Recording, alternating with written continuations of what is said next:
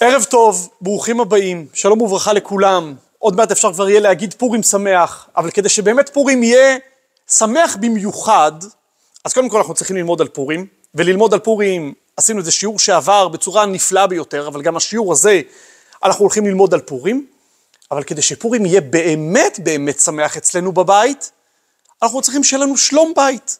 כי בבית שאין בו שלום בית, גם הפורים הוא לא שמח, גם כן, פסח לא יהיה כל כך שמח, וגם הוא לא יהיה כשר גם. אז אנחנו תמיד צריכים את השלום בית.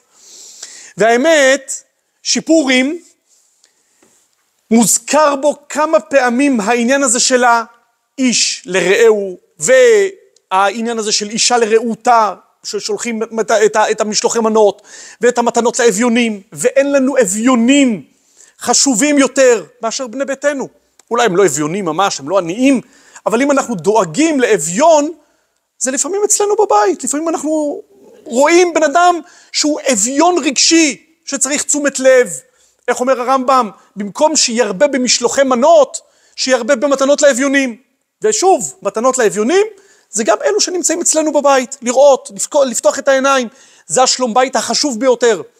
ממש לפני השיעור, מתקשר אליי איזה בעל. אומר לי, קבעתי עם אשתי לצאת לאיזה מסעדה, הם אצלי בתהליך, קבעתי עם אשתי לצאת למסעדה, והיא לא רוצה לצאת למסעדה, והיא כמה רגעים לפני כן, התקשרה אליי ואומרת לי, הרב אני מתמוטטת.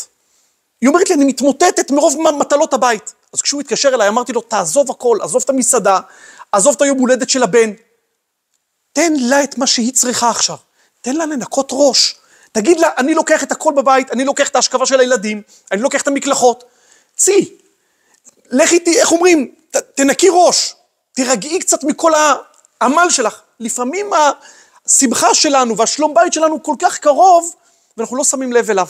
אז הנה, אנחנו נכנסים בשעריו של חג הפורים, ואין לנו, כמו שהסברנו קודם, שמחה כשמחת, ולעשות נהפוך הוא בבית, ולעשות שלום בית בבית. אנחנו הולכים לעשות היום שיעור מיוחד. אני חושב שעד היום לא היה שיעור כזה, אני לא שמעתי מישהו שמדבר על העניין הזה. לקחת את מגילת אסתר ולנתח את 3 סוגי הזוגיות שמופיעים במגילת האסתר. יש לנו 3 סוגי זוגיות. יש לנו את הזוגיות של אחשוורוש וושתי, יש לנו את הזוגיות של המן וזרש אשתו, ויש לנו את הזוגיות להבדיל של מרדכי ואסתר. כי כפי שאתם בטח יודעים, מרדכי היה נשוי לאסתר, ותהי לו לבת, אומרת הגמרא, אל תקרא לבת, אלא לבית, ביתו זו אשתו, הוא הלך והתחתן איתה. אז אם יש לנו מודל כזה מיוחד לזוגיות יפה, לזוגיות טובה, של מרדכי ואסתר, איך אומרים, פעם ראשונה שהתנ"ך מציג לנו כזה פעולה מיוחדת של בעל ואישה שעושים הכל בהרמוניה, בשותפות, בצורה כזאת מיוחדת, אנחנו לא נעשה מודלינג, אנחנו לא ניקח את הזוגיות הזאת ונעשה לעצמנו מודל איך אנחנו צריכים להתנהג. אנחנו לא יכולים לפספס את זה, לא יכולים לעבור את חג הפורים בלי שאנחנו עושים את הדבר הנכון, לקחת באמת את הזוגיות הכל כך מיוחדת שלהם, של מרדכי ואסתר, ולהגיד, ככה אנחנו רוצים שיהיה אצלנו בבית, ככה אנחנו רוצים שיהיה בבית של הילדים שלנו, ככה אנחנו רוצים לראות בכל מעגל האנשים שאנחנו יכולים להשפיע עליהם. אז בואו נצא למסע מאוד מאוד מיוחד. ההקדמה שלנו לשיעור, יכול להיות שהזכרנו אותה באחד השיעורים הקודמים שלנו במשך השנים, כן, אנחנו כבר מוסרים את השיעור כמה שנים. חברים, תרימו גבה, אנחנו פה כבר כמה שנים, ברוך השם, יש לנו קביעות. אבל לפני כן אנחנו חייבים בדיחה. אי אפשר לפתוח עניינים של שלום בית בלי איזה בדיחה, נכון? באמצע הלילה, האישה מאירה את הבעל, אומרת לו, בעלי, קשה לי לנשום, אני לא מצליחה לנשום, אני לא תעשה משהו.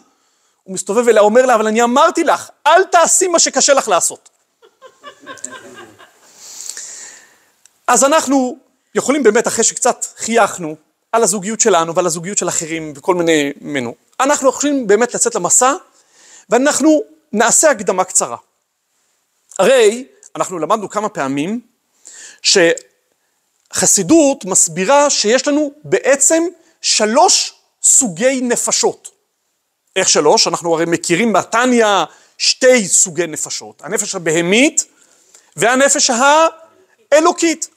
אבל אנחנו כבר הסברנו שמוסבר בכמה וכמה מאמרי חסידות, שגם הנפש הבהמית מתחלקת לשניים. יש את החלק התחתון של הנפש הבהמית, ויש את החלק העליון, האצילי יותר, שנמצא גם הוא בתוך הנפש הבהמית. מה? וזה בעצם מה שיוצר אצלנו כמו 3 נפשות. אז בואו נלמד, אנחנו אומרים נזכיר. הנפש הבהמית, שאנחנו רגילים לשמוע שהיא מאוד חומרנית ומאוד אגוצנטרית, ומאוד כל הזמן אגו ואני ואני ואני, היא בעצם מתחלקת לשני חלקים. החלק הגס יותר, המגושם יותר, והחלק העדין יותר. החלק המגושם הוא זה שנקרא הנפש הבהמית, כשמו כן הוא. והחלק העליון יותר נקרא הנפש השכלית. מה ההבדל? גם הנפש השכלית שעליה אנחנו מדברים פה, גם היא חומרנית, גם היא מגושמת, גם היא אגוצנטרית. אז מה ההבדל בין החלק התחתון של הנפש הבהמית, שאנחנו קוראים לו הנפש הבהמית, והחלק העליון שאנחנו קוראים לו הנפש השכלית? ההבדל הוא שצורת ההנהגה שלהם מאוד שונה. בזמן שהנפש השכלית, שהיא יותר עדינה, עובדת ממקום של שכל. אלא מאי? זה שכל אגוצנטרי. אני רואה את עצמי, מה האינטרס שלי, אבל היא מפעילה את השכל. היא אומרת, בפועל לא רק אני קיימת, אני לא רואה רק את עצמי, אני רואה שיש פה עוד מישהו. אם יש פה עוד מישהו, אני צריכה להתייחס אליו, לתת לו, על מנת שהוא יסכים אחר כך לתת לי. אני לא יכולה כל הזמן רק לבקש, תן לי, תן לי, תן לי. אז ככה הנפש השכלית עובדת בצורה של יחסי גומלין. תן לי ואני אתן לך. מה שאין כן הנפש הבהמית, החלק התחתון של הנפש הבהמית, אין לו שכל. הוא מאוד אמוציונלי, הוא מאוד רגשני. אני רוצה כאן ועכשיו. זה פוגע בך. אני לא נותן לך את מה שאתה צריך. לא מעניין אותי. לא מעניין אותי. אני ואני ועוד אני. זה מה שמעניין את הנפש הבהמית. ובמילים פשוטות, יוצא שאם יש לנו שלוש סוגי נפשות, הנפש הבהמית, מעליה הנפש השכלית ומעליה הנפש האלוקית, אנחנו בעצם יכולים לנהל כל דבר בחיים שלנו מכל אחת מהנפשות האלה. יש בן אדם שיושב לאכול ארוחת צהריים, אני נותן את זה כדוגמה, מתוך נפש בהמית. מה מעניין אותו בארוחת הצהריים הזאת? התאווה. מעניין אותי שהמלח יהיה מדויק, ושהטבלון יהיה כמו שצריך, והמרקם, ואיך אכפת לי מי השף. זה מה שמעניין אותו. מעניין אותו התאווה שבאוכל. לא מעניין אותו שום דבר אחר, הוא רואה את עצמו. האוכל הזה לא בריא. לא מעניין אותי. לא מעניין אותי. אני אוכל להנאת גופי. זו הנפש הבהמית. מה שאין כן הנפש השכלית, מה היא תחפש בארוחת הצהריים הזאת? את הקטע של השכל. האם האוכל הזה בריא? האם האוכל הזה, הכמות שלו לא יותר מדי בשבילי? מה הוויטמינים, מה המינרלים שאני יכול לקחת מתוך האוכל הזה, שיהיה בזה את כל אבות המזון? זה מה שמעניין את הנפש השכלית. היא באה לא ממקום של תאווה, כן אכפת לה מעצמה. היא כן אגוצנטרית, אבל מה אכפת לה? אכפת לה הקטע השכלי, המדעי שנמצא בתוך האוכל הזה. ואילו הנפש האלוקית, מה היא תגיד? הנפש האלוקית תגיד, אני רוצה לאכול את האוכל הזה, אבל מאיזה מקום? שהאוכל הזה יעשה אותי בריא כדי לעבוד את השם, כדי לעשות את השליחות שלי, כדי שאני אהיה חזק. אז הוא לא נכנס כל כך לפינות, אם זה טעים או לא טעים. מה שמעניין אותי זה השליחות שלי, שאני אוכל עכשיו לאכול, איך אומרים, בזריזות, כדי להמשיך את מה שאני צריך לעשות. ללכת לעבודה, לטפל בילדים, ללמוד תורה, להתפלל, לעשות את מה שצריך. ראיתם? לא, היא שכלית, אכפת לה ממי? מעצמה, היא אגוצנטרית. נפש אלוקית, ממי אכפת לה? מבורא עולם. יפה מאוד, תודה עמנואל. אכפת לה מבורא עולם. היא לא במרכז. מי נמצא במרכז לנפש האלוקית? בורא עולם. אז עכשיו אם ככה לענייננו, בן אדם יכול להגיע הביתה, ולהגיד את אותם משפטים, ולהתנהל באותה התנהלות, משלוש צורות. האם אני נכנס הביתה עם נפש בהמית? האם אני נכנס הביתה עם נפש שכלית? האם אני נכנס הביתה עם נפש אלוקית? בן אדם שנכנס הביתה עם נפש בהמית, למה אין אוכל על הגז? למה הבית לא מסודר? למה הילדים לא מקולחים? תפסיקו לעשות לי רעש, די, אני אחרי יום עבודה. אכפת לו רק אני. הוא בכלל לא רואה את הצרכים, כל שכן לא צורכי ליבה, שדיברנו עליהם הרבה פעמים.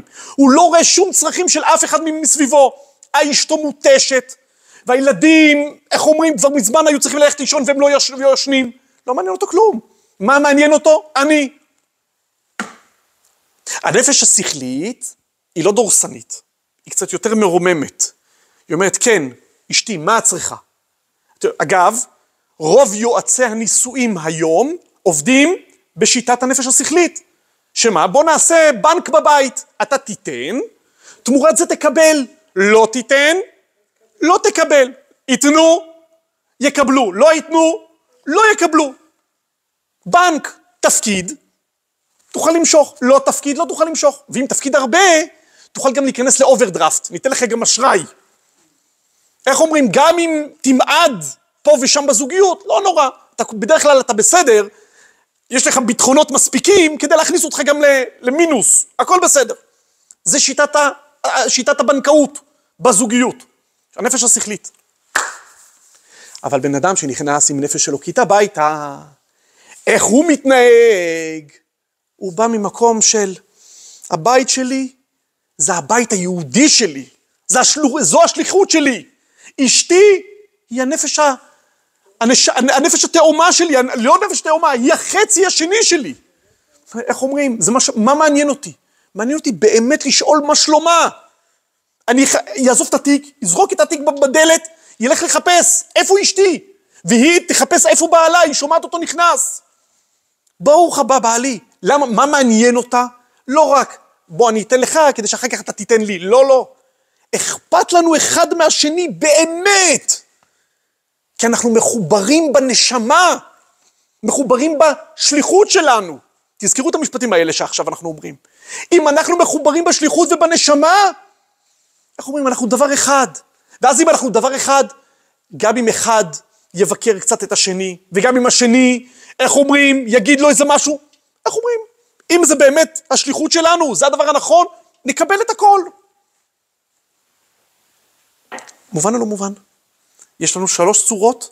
אגב, 3 הצורות האלה, נפש בהמית, נפש שכלית, נפש אלוקית, אפשר להכיל אותם, להכיל עם חטא, לשים אותם, ליישם אותם, בכל תחום בחיים. בזה שאתם הולכים לקניון לקנות בגד, כשאתם רוצים לעבודה, כשאתם מחנכים את הילדים, כל דבר.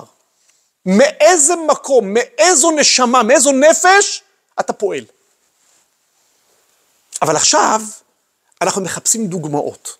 אנחנו רוצים לראות אנשים שבאמת מתנהגים בצורה הזאת. ואם אנחנו יכולים לעשות את זה מתוך התורה הקדושה, מתוך המגילת אסתר, הנה מה טוב ומה נעים, זה הדבר הכי מושלם שיכול להיות. אז אנחנו ניקח את 3 סוגי הזוגיות שמופיעים לנו במגילת אסתר, שמגלה לנו את ההסתר, מגלה לנו את מה שאנחנו לא כל כך יודעים, ובואו נעשה מודלינג ל3 סוגי הזוגיות לפי הסדר. הזוגיות של אחשוורוש תהיה זוגיות של נפש בהמית. לגמרי, לגמרי, לגמרי. הזוגיות של המן, תתפלאו לשמוע, וזרש אשתו, זו זוגיות של נפש שכלית.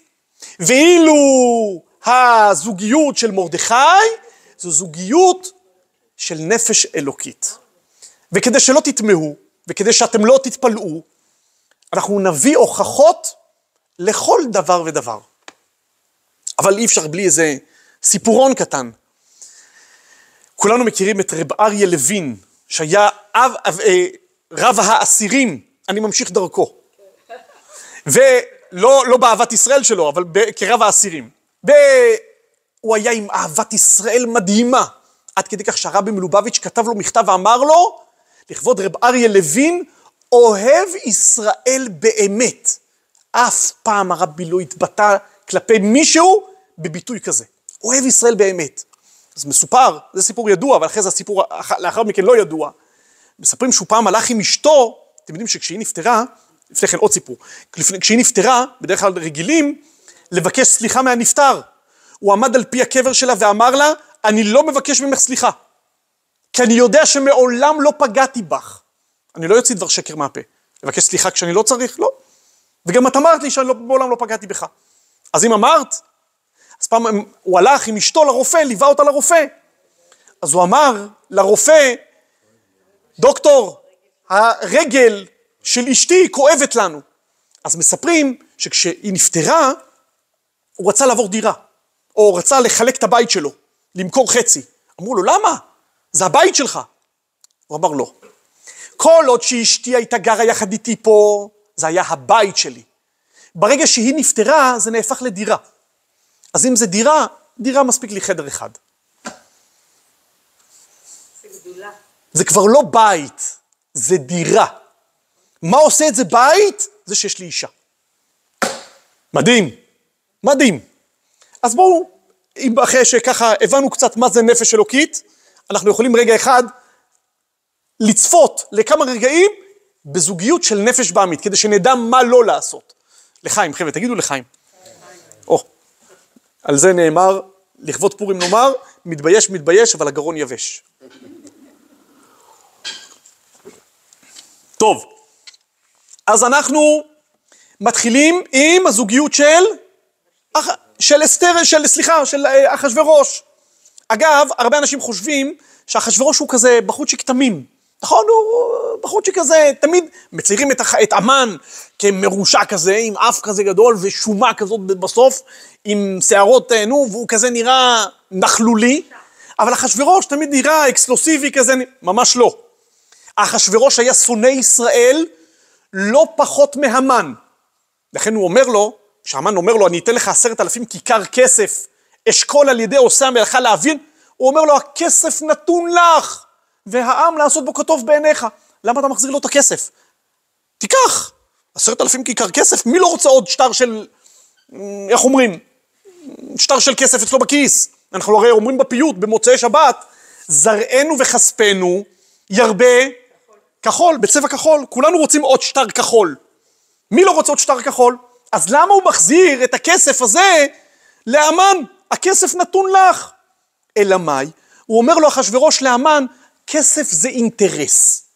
אני לא צריך שתשכנע אותי שיהיה לי אינטרס להרוג אותם. אני רוצה לא פחות ממך, קח את הכסף. יש לי כבר אינטרס. אתה לא צריך לשכנע אותי. הוא היה כל כך שונא ישראל. למה הוא לא עשה את זה? כי הוא פחד מהקדוש ברוך הוא. אבל מצד השנאה שלו, הוא היה לא פחות מהמן. אז הנה, אז מותר לנו להתחיל איתו כנפש בעמית. וכולנו מכירים את הסיפור, שהגמרא מספרת, שכאשר הוא עושה משתה לכל שריו ועבדיו, ולכל מלכי פרס ומדי וכו' וכו', הוא אומר לסועדים שם, אתם מתפארים בבנות שנמצאות אצלכם, מי יפה, מי לא יפה, פרסיות יפות, מדיות יפות. הוא אומר להם, בואו, תראו את אשתי, אשתי היא כסדית, נו תביא אותה. והוא מבקש ממנה לבוא בצורה לא צנועה למשתה. תגידו, שבן אדם יבקש, ממי? מאשתו, כאילו היא חפץ, תבואי בצורה כזאת וכזאת. ועוד בת מלך, ואיך אומרים, ולא מעניין אותו שום דבר. כשהיא שומעת את הדבר הזה, קודם כל בואו נתחיל מזה שהיא עושה משתה מקביל למשתה שלו. איך אומרים? בוא נעצבן אותך. אתה עושה משתה? אנחנו נעשה משתה, בית המלכות אשר למלך אחשוורוש. אנחנו, איך אומרים? אני נסיכה ומלכה לא פחות ממך. נכון? כך היא אומרת. וקודם כל הוא לא חס על כבודה, הוא בכלל לא רואה אותה. הוא אגוצנטרי, מה מעניין אותו? הכבוד שלו. והוא בעצם אומר לה, כל מה שיש פה זה אין לך שום מעלה. מה המעלה שלך? זו שאת יפה. את כלום בשבילי. הוא מבטל אותה מכל וכל. זה נפש בעמית. מה היא עונה לו? מה היא אומרת לו? אתה איך אומרים, אתה קצת מטושטש. למה? איך אומרים, היא לא שותקת ואומרת לו, לא, אני לא רוצה. זה לא יפה, בצורה מכובדת. אבל בכל אופן הוא המלך. לא משנה כמה הוא משתתף וכמה הוא מלך טיפש. היא אומרת לו, אתה עבד כי ימלוך. אתה היית שומר הסוסים של אבא שלי. ואבא שלי היה שותה יין כנגד 70 אנשים ולא היה משתכר. אתה קצת שותה כמה פחיות של בירה, של גולדסטאר, פתאום, איך אומרים, מסתובב לך הראש. במילים פשוטות, היא מבזה אותו בביזיון הגדול ביותר. שהמלכה תגיד דבר כזה למלך? גם היא, מה היא עושה? מבטלת אותו, דורסת אותו. יש פה זוגיות של נפש בעמית? או אין פה? כשנעבור להמן, אנחנו נראה שהמן לא מבטל את זרש, זרש לא מבטלת את המן, כי זה מקום של נפש שכלית. פה בזוגיות הזאת של אחשוורוש וושתי, הוא מבטל אותה והיא מבטלת אותו. אבל היא מבטלת אותו כתוצאה משהוא מבטל אותה, זה לא מה? לא משנה, אבל אתם יודעים... היא לא באמת, זה מתכוון. בטח שכן, היא אומרת לו, אתה כלום, אתה עבד כי ימלוך. אתה מבטל אותי, אני מבטל אותך בחזרה. שום דבר. ואז היא באה ואומר, בא ממוכן זה המן, הוא מדבר למלך בצורה שהוא רוצה לשמוע. אתה חושב שהיא ביזתה רק אותך, היא לא ביזתה רק אותך. את מי היא ביזתה? את כל הגברים בממלכה, כי יבוא דבר המלכה, אל כל הגברים, להבזות בעליהם, אל כל הנשים להבזות בעליהם בעיניהם, באומרם, המלכה ושתי, אמרה למלך אחשוורוש שהיא הייתה צריכה לבוא למלך, והיא אומרת, לא, היא לא רצתה. אם ככה, וכדי ביזיון וקצף. זה יגרום לזה שכל הגברים, איך אומרים, לא יוכלו להיות סוררים בביתם. אתה צריך להוציא גרת מיוחדת, שתחזק את מעמדו של הגבר בבית, להיות כל איש סורר בביתו. מה זה סורר? מלשון שר. הוא מבטל את כולם. אני לא מסתכל על אשתי עין בעין, נכון שברמב"ם כתוב שהאישה צריכה להתנהג לבעל כמו שר. כך כתוב. אבל זה לא שהוא מרגיש כמו שר. אתה אל תרגיש כמו מלך, אתה תרגיש בענווה, תרגיש בעין בעין. והמן מוציא היגרות שמבטלות את מעמדם של אנשים. במילים פשוטות, היה שם שוביניזם ברמה הכי חמורה שיכולה להיות. ביטול לחלוטין אחד של השני. שוביניזם אגב זה לא רק נגד נשים, זה גם נגד גברים. שנדע. בסדר? מובן או לא מובן? יפה. מה היה בסוף? בסוף, לא כתוב שהוא הרג את ושתי. יכול להיות שהוא השאיר אותה, גם לא כתוב שהוא גירש אותה. הוא לא גירש אותה. אולי, סתם, אנחנו יכולים לומר, הוא השאיר אותה בארמון, נתן לה לראות איך הוא מכניס מלכה חדשה. משפחה שלא מתפרקת. למה משפחה מתפרקת? כי כשעובדים עם נפש בהמית, זה מה שקורה. כשאתה כל היום באינטריגות, וכל מה שאתה מחפש בזוגיות, זה מי יהיה חזק יותר, מי יהיה חכם יותר, מי יחלוב יותר. איך אומרים? אל תתפלא אם תמצא את עצמך על מדרגות הרבנות. היום דיברתי עם איזו אישה, ביקשה לבוא לטיפול וכו'. אז אמרתי לה, במקרה שלא מבינים צורכי ליבה אחד של השני, אפילו בית דין לא יעזור. אמרתי לה, בסליחה, בעצם רק בית דין יעזור, ברבנות. אם אתה לא מתנהל בצורה הנכונה, לא רואה את הצרכים של השני, רק בית דין ברבנות זה מה שיעזור. אין משהו אחר. זה מה שיקרה.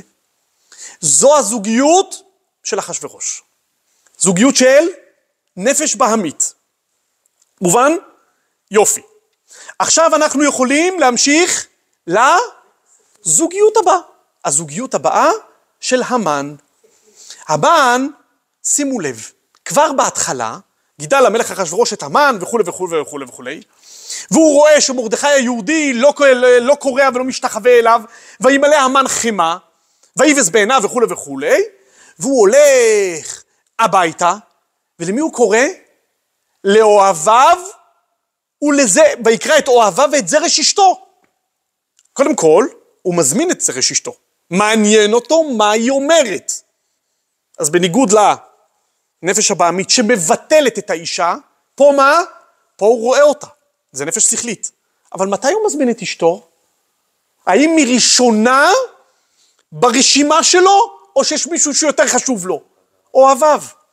הוא קודם כל מזמין את אוהביו, אחר כך הוא גם מזמין את אשתו, את זרש אשתו.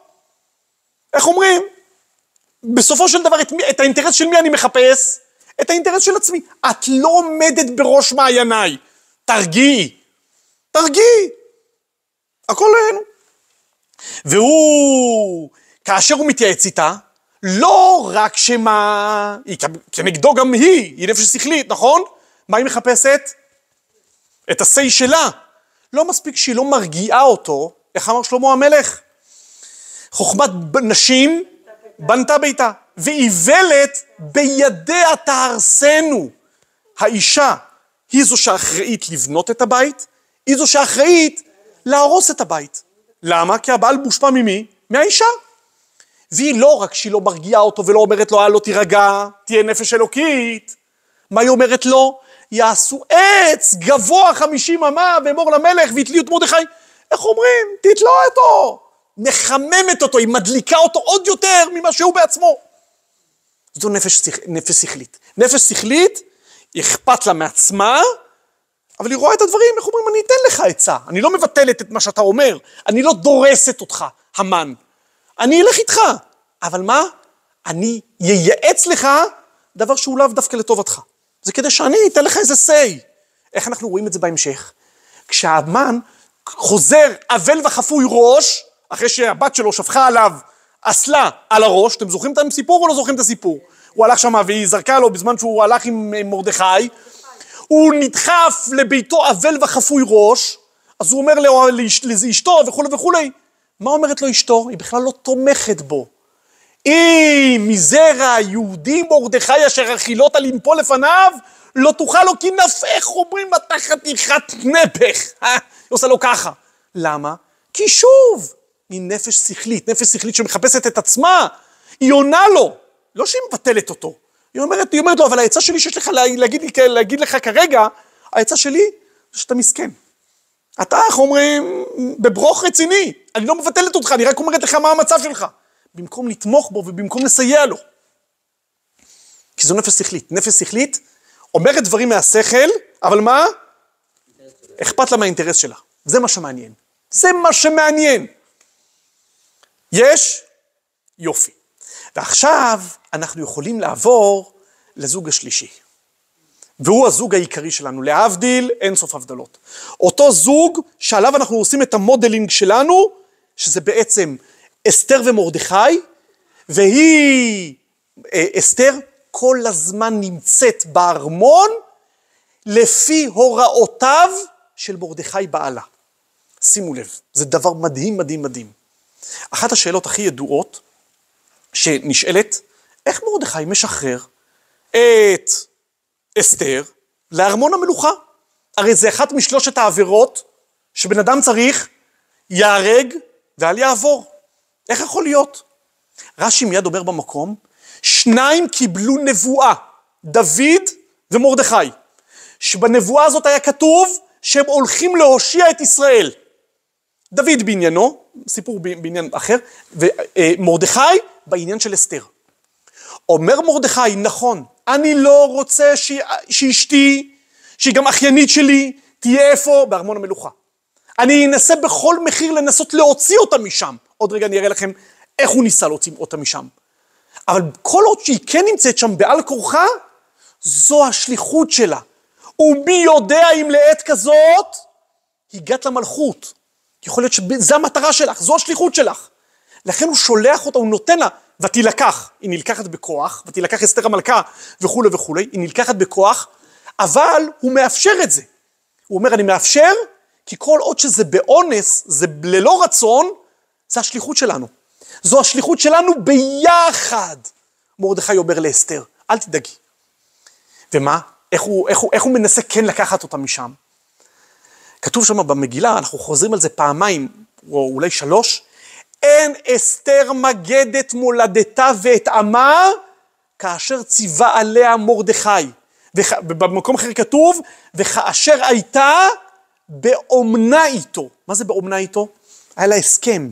היה לה אמון עם מרדכי, אני לא אומרת מאיפה באתי. למה? מה אכפת להגיד? למה שאסתר לא תגיד?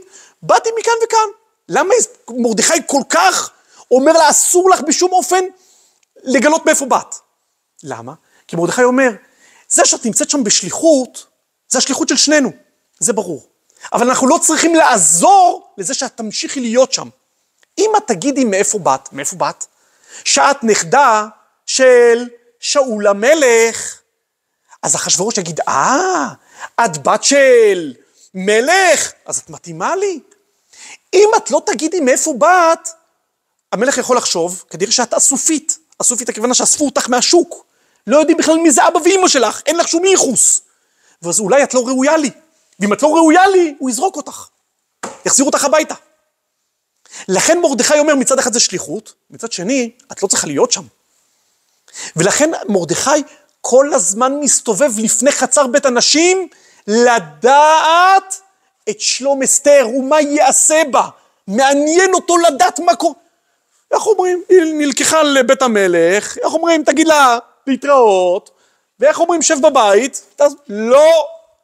השליחות שלה שהיא נמצאת שם, שהיא מתמודדת, זה גם השליחות שלי. גם לי אכפת איך היא מתמודדת שם. תראו איך אכפת לו. זה דבר מדהים. זה דבר מדהים. זה מה שמעניין אותו. עוד דבר נוסף. כאשר היא שומעת שמרדכי יושב ויבוא התח, ויגיד לאסתר איך מרדכי יושב בשער המלך עם שק ואפר, היא אומרת לו, תלך, תביא לו בגדים, ותשלח אסתר בגדים להלביש את מרדכי, ולא קיבל, הוא לא הסכים לקבל את הבגדים. ואז היא אומרת לו, על מה זה, על מה הדבר הזה? הוא אומר לה, סריס, הוא אומר, תראה לה את פצ'גן כתב הדת, את הפלייר, שהפיץ המן, שהולכים להרוג את כל היהודים. מה אסתר אומרת לו? אסתר אומרת לו, תקשיב, אני לא יכולה להיכנס לחצר בית המלך. אני לא נקראתי לבוא אל המלך, זה 30 יום. ואז, פעם ראשונה במגילה, אנחנו שומעים את מרדכי מבקר את אסתר. הוא אומר לה, אל תדמי בנפשך, להימלט בית המלך מכל היהודים, כי אם החרש תחרישי בעת הזאת, רווח והצלה יעמוד ליהודים ממקום אחר, ואת ובית אביך תאבדו. ומי יודע אם לעת כזאת הגעת למלכות? הוא אומר לה את זה בשיא התוקף. האם אתם חושבים שהיא נעלבת? היא אומרת לו, למה אתה ככה מתנהג אליי? מה אתה מוכיח אותי? לא, נהפוך הוא. היא עונה לו בצורה של שליחות. הוא מדבר איתה על השליחות שלה. היא אומרת לו, לך, כנוס את כל היהודים, וצומו עליי, ואל תאכלו, ואל תשתו 3 ימים לילה ויום, גם אני ונערותי יצום כן. ובכן אבוא אל המלך אשר לא חדעת, אין בעיה. אני מוסרת את הנפש. למה? כי הם בזוגיות נכונה. הם מסוגלים לבקר אחד את השני. הם מסוגלים להגיד איזה מילה בונה אחד לשני, ואף אחד לא מתמוטט מזה. כי הם מסתכלים על הבית שלהם כשליחות שלהם. וזה דבר מדהים. היא לא נעלבת מזה. היא לא נבקעת, כי אנשים שמנהלים את הזוגיות שלהם ממקום של נפש אלוקית, כי הם רואים את הבית שלהם כשליחות, סוג של בית חב"ד, גם אם אחד יאיר עם א', לשני בעדינות, השני יקבל את זה. ומה אתם אומרים? אחרי שאסתר אומרת לו, לך כנוס את כל היהודים, מרדכי יכול להגיד לה, סליחה, את נותנת לי הוראות? אני ראש הסנהדרין, אני באתי מהסנהדרין, אני רב גדול, אשתי תיתן לי הוראות? איך אומרים? מה כתוב שמרדכי עושה? וישמע אסתר, איך כתוב שמה? איך כתוב? ויעבור מרדכי, ויעש ככל אשר ציוותה עליו אסתר. הוא פתאום שומע למה שאשתו מצווה אותו. למה? שוב, יש פה זוגיות מושלמת. יש פה זוגיות של שליחות, של נפש אלוקית. הוא יכול להעיר לה בעדינות על השליחות. היא יכולה לבקש ממנו, לך תכנוס את כל היהודים, והוא גם עושה את זה. הם לא נעלבים, הם לא קטנוניים, הם לא לוקחים את זה למקומות אישיים. מה, אתה אומר לי מה לעשות? למה, מה נראה לך? מה, אני עבד שלך? מה, אני שפחה שלך? אני משרתת פה בבית? למה אף אחד לא עוזר לי? בלה בלה בלה בלה בלה. כולנו בשליחות. גם להחליף טיטולים זה שליחות. גם לקלח את הילדים זה שליחות, גם לרחוץ כלים זה שליחות. תפסיק לבוא בטענות, תפסיקי לבוא בטענות. זה מיוחד. מסופר שבשנת תשמ"ג, הרבנית, אשתו של הרבי מלובביץ', שברה את הרגל. לקחו אותה לבית רפואה. ופתאום התקשר הטלפון הציבורי בבית הרפואה, ובישרו לרבנית שהרבי עומד לבוא לבקר אותה. כעבור כמה רגעים, האישה שליוותה את הרבנית מספרת, היא הייתה בחוץ, היא פתאום רואה את האחות שליוותה את הרבנית, יוצאת מהחדר של הרבנית בוכה מהתרגשות. היא אומרת לה, מה קרה? היא אומרת, אני בחיים לא ראיתי אישה כזאת נעלית. הרבנית, חיה מושקה. אמרו לה שבעלה הרבי מלובביץ' הולך להגיע לבקר אותה, היא פתאום ממיטת חוליה התאמצה להתרומם, ביקשה להתלבש ולהתאפר, כדי שבעלה לא יצטער לראות אותה ככה סובלת. זה מה שמעניין אותה כרגע.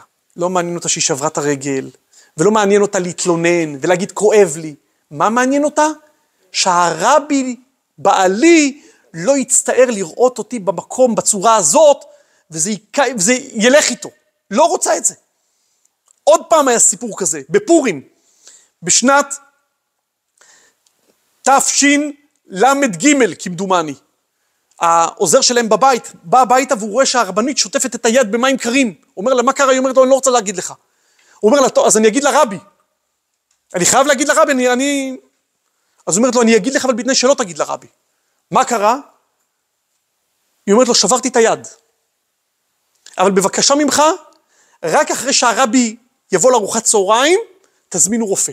כי אני לא רוצה שהרבי יראה שיש פה רופא, ויצטער מזה וזה יפריע לו בעבודה שלו. הייתם מאמינים? פעם הרבי הגיע לארוחת צהריים, יחד עם הרבנית. את הרבנית הרגישה לא טוב, היא הייתה במיטה, בחדר השינה למעלה, בקומה העליונה, ואילו הרבי שמו לו את המנה שלו בשולחן למטה. הרבי ראה ככה, הרבי לקח את הצלחת, הרבי מלובביץ' לקח את הצלחת של ארוחת הצהריים, עלה במדרגות, שם כיסא ליד מיטת חוליה של הרבנית, התיישב עם הצלחת, תוך כדי שהוא אומר, אמו אנוכי בצרה. את נמצאת בצרה, אני אלך ויוכל בפינת האוכל, אמו אנוכי בצרה. זו זוגיות של נפש אלוקית. זו זוגיות של אסתר. אסתר ומרדכי מלמדים אותנו מה זה זוגיות מנפש אלוקית. שאני, מרדכי יכול להעיר עם א' לאסתר, אל תדמי בנפשך להימלט בית המלך מכל היהודים. ואת אומרת, ובית אביך תאבדו. ומי יודע אם והיא מקבלת ממנו, היא לא נעלבת. היא אומרת, רגע, זה השליחות שלי? לך כנוס את כל היהודים, וצומו עליי, ואל תאכלו ואל תשתו 3 ימים לילה ויום. ומרדכי מקבל את הציווי של אסתר. הוא היה יכול להגיד, אני מרדכי, אני רב גדול בסנהדרין, מי עד שתגידי? לא, הוא הולך ועושה את זה. הוא הולך ויעבור מרדכי ויעש ככל אשר ציוותה עליו אסתר. כי זו זוגיות של נפש אלוקית. אנחנו יכולים לנהל את הזוגיות ממקום נמוך, ממקום של נפש בהמית, אגוצנטרי, דורסני. אפשר לנהל את הזוגיות שלנו בבית, ממקום של נפש שכלית, ממקום של תן וכך, אבל בסופו של דבר זה עבורי, זה עבור האגו שלי, ואני יכול לנהל את הבית ממקום של שליחות, ממקום שזה הבית שלנו, זו השליחות שלנו בחיים, שלנו יהיה זוגיות ולילדים יהיה חינוך כמו שצריך, זה הכן שלנו. זו הזוגיות המופלאה של מרדכי ואסתר. זה מדהים. הלוואי עלינו, ובעזרת השם גם בכוחנו, ליישם את הדבר הזה. עכשיו, אנחנו יכולים לבוא ולראות את הפסוק האחרון, שבו מסיימת מגילת אסתר. איך מסיימת מגילת אסתר? כתוב, הוא אומר ככה, והימים האלו נזכרים ונעשים בכל דור ודור, משפחה ומשפחה, מדינה ומדינה, ועיר ועיר, וזכרם, 3 נקודות, וזכרם לא יאסוף מזרעם. ראיתם איך זה הולך פה? קודם כל משפחה ומשפחה. אחרי זה מדינה ומדינה. ואחר כך ועיר ועיר. אתה רוצה שיהיה לך מדינה? אתה רוצה שיהיה לך עיר? אתה רוצה שיהיה לך דברים גדולים בחיים? תתחיל במשפחה שלך. תתחיל מזה שתזכור את הפורים האלה, ונהפוך הוא הזה, את ההוראות המיוחדות האלה, במשפחה שלך. לפעמים אנחנו רוצים להפוך את העולם. היה פעם איזה בעל ואישה שאמרו, בוא נעשה בינינו חלוקה. איך? היא אומרת לו, אתה תחליט על הדברים הגדולים, אני אחליט על הדברים הקטנים. אתה תחליט האם דונלד טראמפ ייתן ציוד צבאי לאוקראינה או לא, האם יחזירו את החטופים או לא, האם יהיה חור באוזון, אני אחליט את הדברים הקטנים, איפה הילדים יתחנכו, כמה הוצאות יש בבית, וכו' וכו', ואיפה נגור, אני מתעסקת בדברים הקטנים. לא. אז בואו נתעסק כולנו בדברים הקטנים, כי הדברים הקטנים האלו, כמובן שזה בצורה של בדיחה מה שאמרתי, הדברים הקטנים האלו מובילים לדברים הגדולים. אז אנחנו כולנו יכולים לקום מפה עם החלטה, בכל דיבור ודיבור שלנו בבית, בכל הנהגה שלנו בבית, בואו נהיה קצת יותר נפש אלוקית, ואם לא נפש אלוקית, לפחות נהיה נפש שכלית, וכל שכן וקל וחומר, לא להיות נפש בהמית, לא לבוא מהמקום שלפעמים, איך אומרים, בא לי בכוונה לעצבן, בא לי בכוונה לעשות, לא, בואו נניח את הכלי נשק, בואו נניח את האינטריגות, יהיה לנו בית של שמחה, בית של אהבה, בית של חינוך. איך אמר לי איזה זוג השבוע, אמר לי, הרב משעמם לנו, כי שבוע לפני כן, הסברתי להם מה זה צורכי ליבה, אז הם יסמו את זה. הם הבינו אחד את השני בפנימיות, אז אני שואל אותם, נו, איך היה לכם? שהוא אומר, היה משעמם. למה משעמם? לא רבנו כלום. לא רבנו. אמרתי להם, שיהיה לכם תמיד חיים משעממים. אז באמת, בעזרת השם, שיהיה לנו חיים משעממים, מתוך נפש האלוקית, ומתוך הבית הזה, בעזרת השם, אנחנו נלך לבית הגדול, בית המקדש השלישי, והחתונה הגדולה, והזוגיות הגדולה, בינינו לבין קודש הבריחו, בעזרת השם, תכף ומיד ממש. פורים, שמח ומבדח, וניסים ונפלאות לכל עם ישראל, תכף ומיד ממש, בעזרת השם. ברוכים תהיו.